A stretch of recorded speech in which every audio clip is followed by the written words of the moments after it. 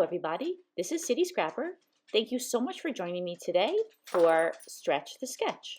In Stretch the Sketch, we all take the same sketch and we either shrink it or we stretch it out, and we can make a layout in any size except for 12 by 12 inches. So usually I make a 2-page spread, and that's what I'm doing this month. The sketch has a person's name on the bottom. I can't quite read it. I think it might say Kessler, but I can't read the last name, but it was created for Prima Marketing. The main elements of this sketch that I decided to incorporate into my layout were the half circles, the slightly larger one on the left and the slightly smaller one on the right. I also used some stitching, although my stitching doesn't define the circles the way it does in the sketch, but I still use stitching on my half circles. And then I used some of the layering and the elements that are on the right side of the sketch. And in between those two half circles, I put quite a few square photos. The subject that I'm scrapbooking here is Secret Santa, and that's a tradition in my family. Every year on Christmas Eve, my sister's family, my brother's family, and my family, we get together at my sister's house and we have a Secret Santa. That's one of the things that we do. On Thanksgiving, we all choose a name, and then we look for a gift. Usually we try to do something that's funny, maybe an inside joke, or just something that matches that person's likes, personality. And I selected the photos based on the expression on everyone's face. I just wanted to capture how much fun this event is. All of the photos measure approximately 3.5 inches square. And the collection that I'm using is a basic gray Christmas collection. I think this collection is absolutely beautiful. It has very deep red, and it has some pink, some light blue, and it also has some green. So I love these collections that have the traditional Christmas colors along with some pastels or some lighter colors like pink. In order to cut the circles, I used a large Creative Memories circle cutter. The dark red paper is a basic gray paper, but it's not from that collection, but I thought it matched with it really well. I'm inking the edges of all of the papers on the layout. I'm using kind of a mixture of Distress Oxide in Barn Door and Crackling Campfire. And now I'm thinking that I would like to use the red for an outside border and then have a pattern paper on the inside. I didn't like the way there was that really dark red solid. I felt like it was just kind of too heavy, if that makes sense. So I'm using this red pattern paper and I'm cutting out some half circles to go, like I said, inside of those larger half circles. And I don't know what I was thinking. I accidentally used the wrong cutter. Even though I've been using these for years, I had to use the smaller cutter rather than the bigger cutter.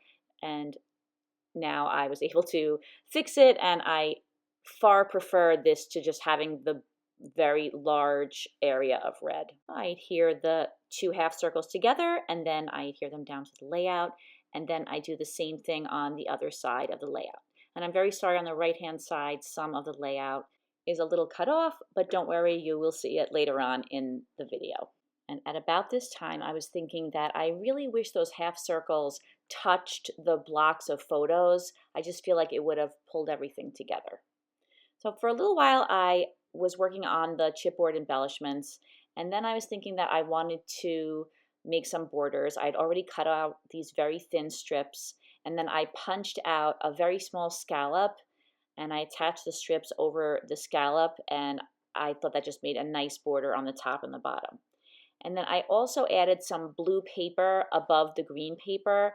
I didn't have that on camera because the footage, it was just a little bit too unclear, but you could see that I just added a strip on the top and bottom of both of the pages in the 2-page spread.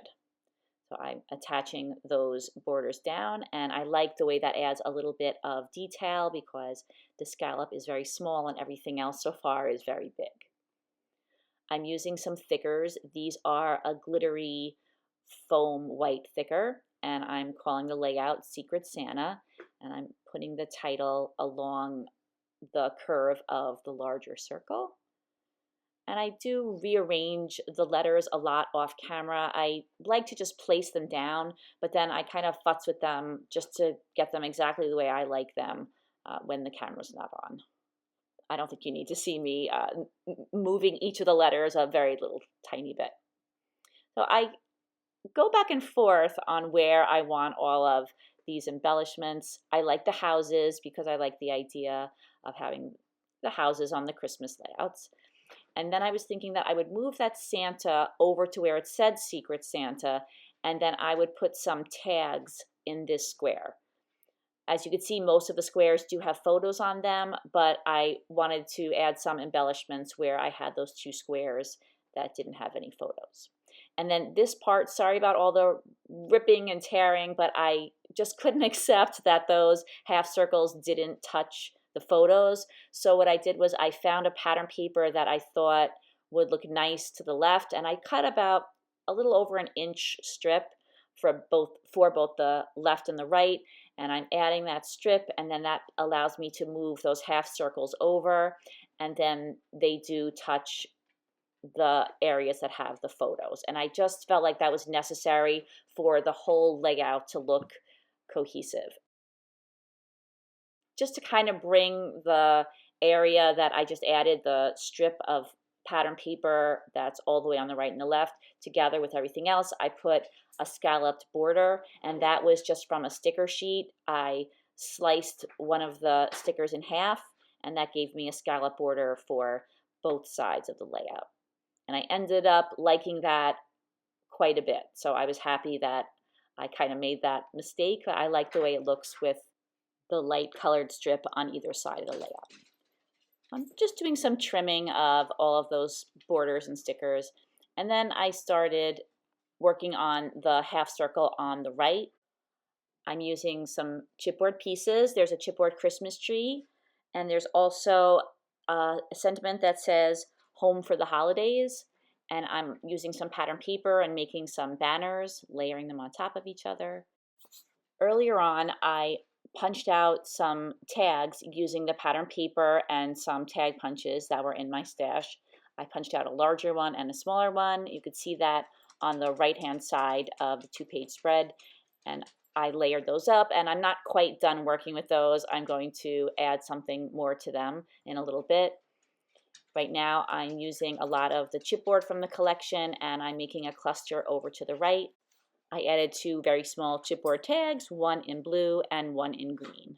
So I really liked the Christmas trees, so I changed my mind about the houses, although I really like the houses a lot, but I decided that I really had to include that Santa on this layout because it was Secret Santa. And then I put a Christmas tree on both sides of the layout, and you can see that I'm moving a bunch of the embellishments around based on that change. I'm also adding some stickers from that large sticker sheet. I added some circles with the red stripes on them near the title, and I added a blue snowflake on top of the red tag. I relocated a red star to the bottom corner of the square the tags are in, and now I'm using some very small chipboard ornaments, and I'm decorating both of the trees.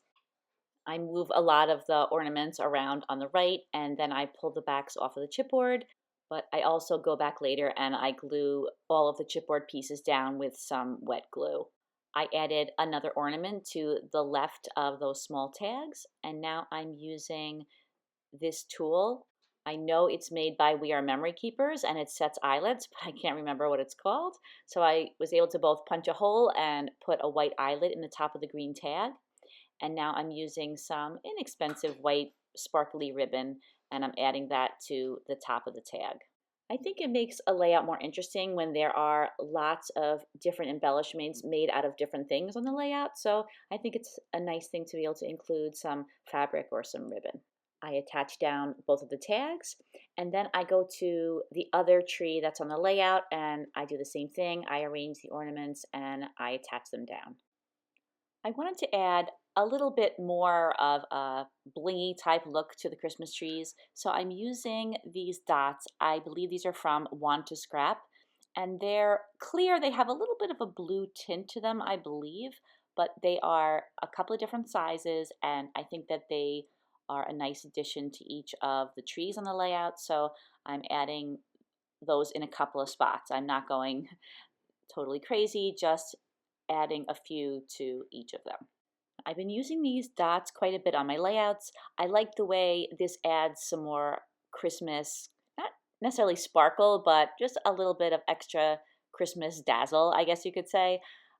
And then I decided to add a few enamel dots in a couple of different places. I added some pink ones to all 4 of the chipboard photo corners, and then I add a couple more in a couple of different places over to the right of the layout, mainly to further embellish the chipboard pieces. In addition to the pink, I use some red and green enamel dots as well. Later on, I want to add some journaling to the tag, so I cut out a small rectangle and I'm just placing that there so that there's a spot to journal when I'm ready. I embellish the area with the tags a little bit more. I add some enamel dots, and then I add one more of those clear dots to the center of the snowflake. I thought that would be a nice addition to the snowflake, and that completes the layout. Here are some close-ups. Thank you so much for watching, everybody. I hope that you enjoyed this month's Stretch the Sketch, and there are lots of other videos to check out.